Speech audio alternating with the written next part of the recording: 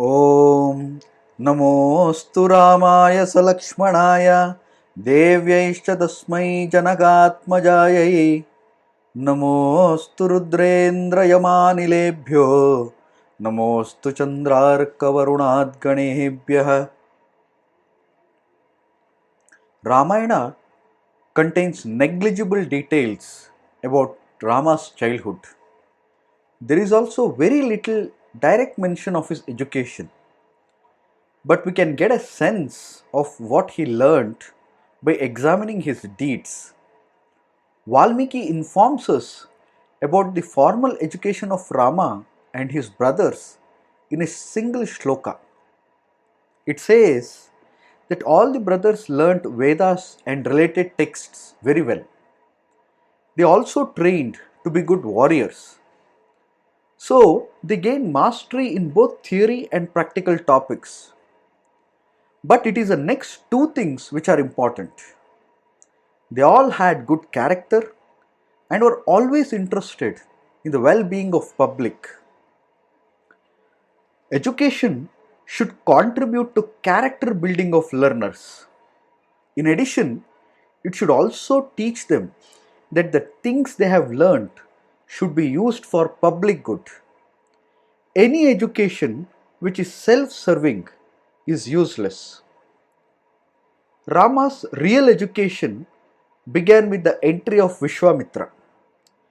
It is under that great sage he learned the lessons for life.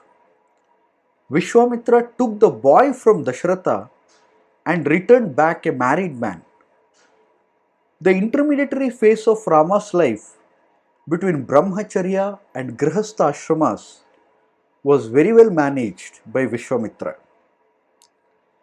Vishwamitra gave some powerful weapons to Rama, but most importantly, he gave Rama lessons for life. Rama was initially hesitant to kill Tataka because she was a woman. Vishwamitra quoted past instances and references from text to prove that evil women can be punished. This lesson came handy to Rama while dealing with Shurpanaka. In killing Subahu and sparing Maricha, Rama demonstrated that he can take judicious decisions in crisis situations. It was Vishwamitra who gave that Suprabhata shloka which is played even today.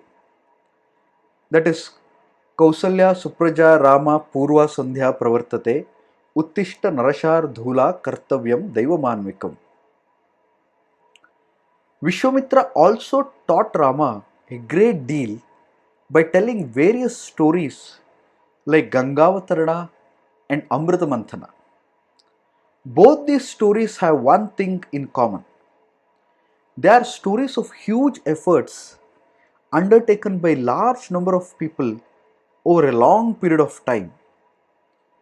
Sustained efforts lead to fruitful result is the moral Vishwamitra wanted to teach Rama. He learned this lesson very well. The ultimate release of Sita from the clutches of Ravana with an effort like Setu Bandha was its proof.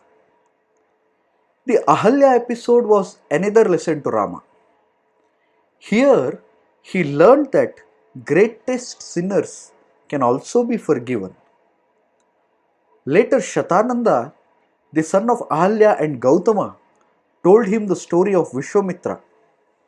That story taught Rama the importance of self-control and renouncing personal happiness for the larger good.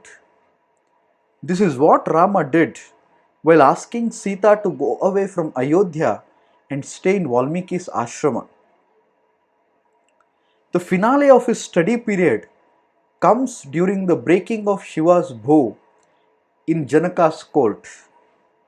His conduct during that episode is a signal of things to come. After this, we never get to hear about Vishwamitra again. The greatest teacher finishes his task and walks away fully knowing that his student has learnt his lessons well.